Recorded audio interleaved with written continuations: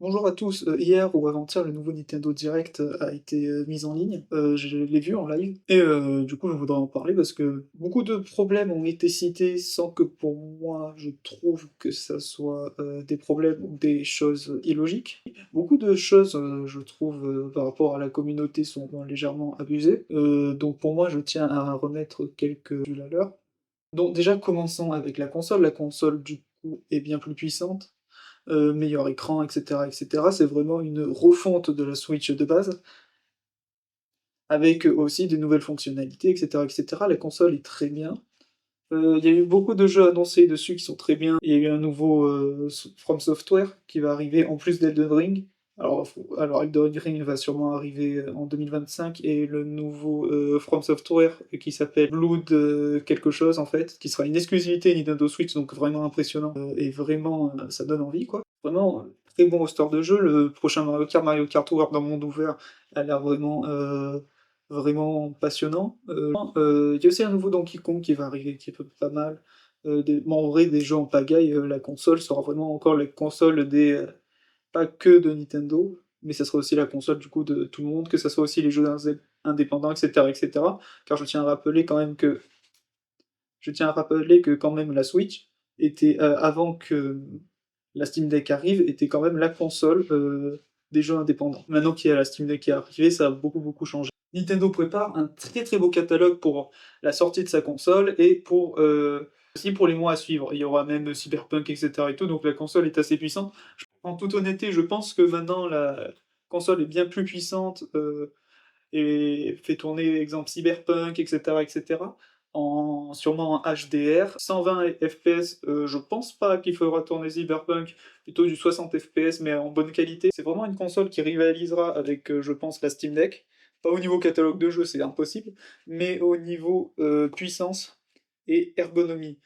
D'ailleurs, il y aura plein de nouvelles features, là on pourra partager les jeux. Heureusement d'ailleurs, on verra ça pour la suite.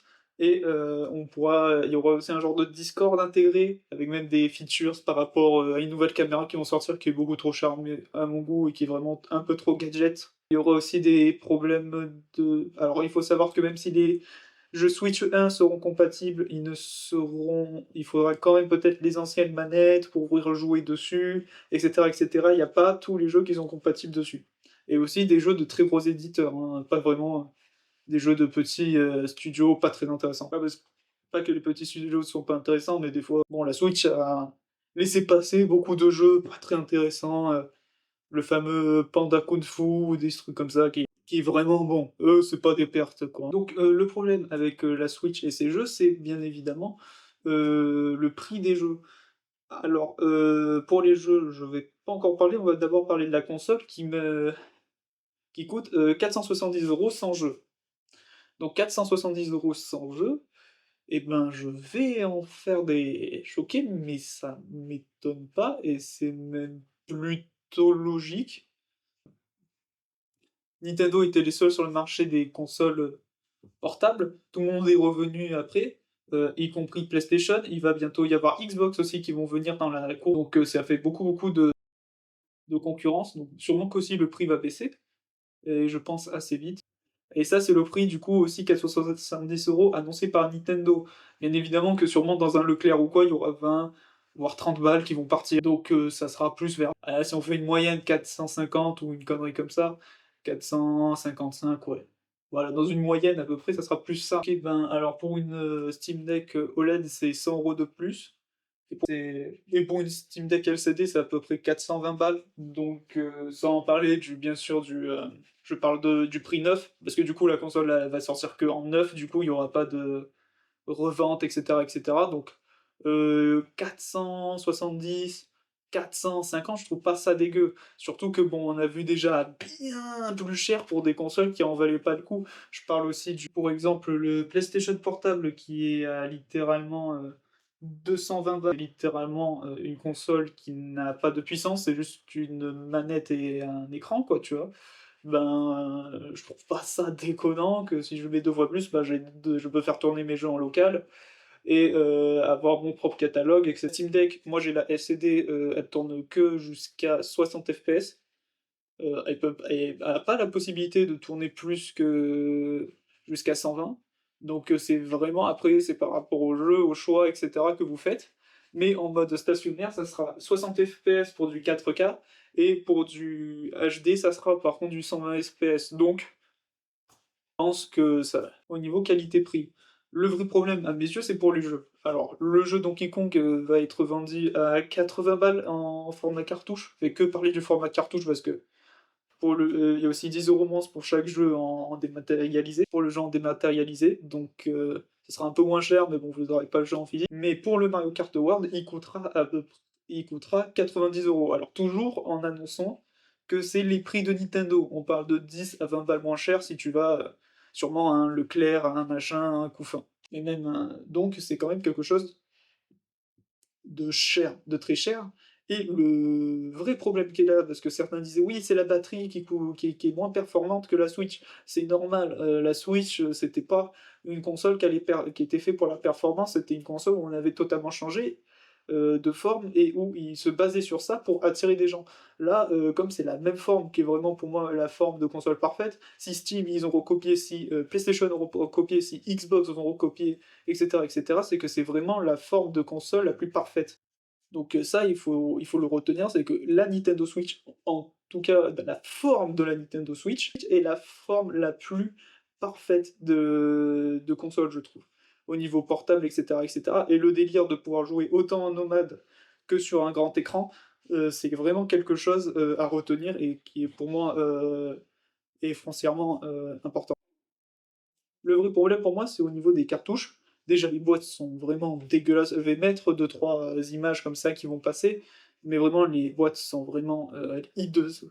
Franchement, c'est moche. C'est en tant que collectionneur, moi, je trouve ça hideux. Je trouve ça vraiment on dirait un truc fait de ma part sur Game, quoi. C'est vraiment un truc que j'aurais pu faire en 2 secondes, même moi. Donc si je peux le faire en 2 secondes moi, je le fais moi en 2 secondes, je vais pas acheter que 90 balles pour ça. Mais surtout qu'il y aura un délire avec les cartouches, en tout cas certaines cartouches.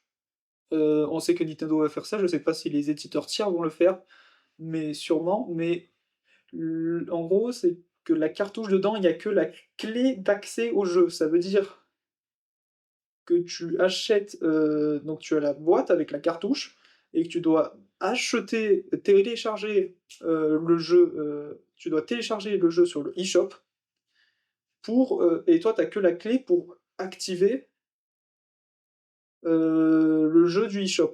Alors, ça veut dire qu'il faudra déjà se connecter à Internet au moins pour la première fois pour jouer à ces jeux, sinon après on pourra jouer hors ligne, ça y a pas de problème, Nintendo l'a dit. Mais surtout, ça fait que si un jour le eShop il ferme, le eShop il ferme. Et puis c'est terminé, et puis voilà quoi. Et donc du coup, ça enlève de la liberté, ça veut dire que moi, normalement, si tu prends mon jeu Switch et 10 ans plus tard, je reviens pour jouer avec, je prends mon jeu Switch et 10 ans plus tard, je peux rejouer avec. Même si c'est qu'un exe, j'aurais que la première version, je pourrais au moins un peu jouer avec.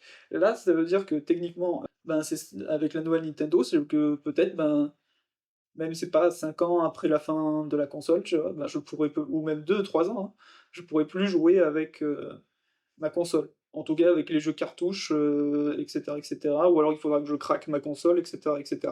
C'est, je trouve, assez honteux de ce niveau-là. Moi, en tant que collectionneur, vraiment, ça m'a fait un certain coup de comprendre que en fait, mes cartouches ne peuvent quasi servir à rien. Déjà, qu'on gueulait à l'époque parce qu'il y avait que un exécutable sur un CD, là, c'est vraiment atteint un certain apogée, quoi. Un certain apogée dans une certaine connerie, je trouve. Il y avait des exemples, franchement, je sais pas. Moi, ça me sidère pas mal. Après, voilà. Bon, je tiens à dire quand même que je vais quand même acheter la console parce qu'elle m'intéresse et qu'elle a quand même un bon jeu, des bons rosters. Donc, la console a l'air pas mal. Non, je la trouve pas trop chère. Les jeux sont trop chers. À mes yeux, et surtout qu'on possède vraiment. Là, c'est vraiment ne pas posséder les jeux, je trouve ça plus que scandaleux. Ah bon, bref, ça m'a quand même donné l'eau à la bouche, tout ça, et je vous conseille quand même d'aller voir le Nintendo Direct, du coup, de votre côté, pour vous faire votre propre avis, et ensuite d'aller voir les prix pour vous faire aussi votre propre avis. Voilà, je vous laisse. Bien le bonsoir.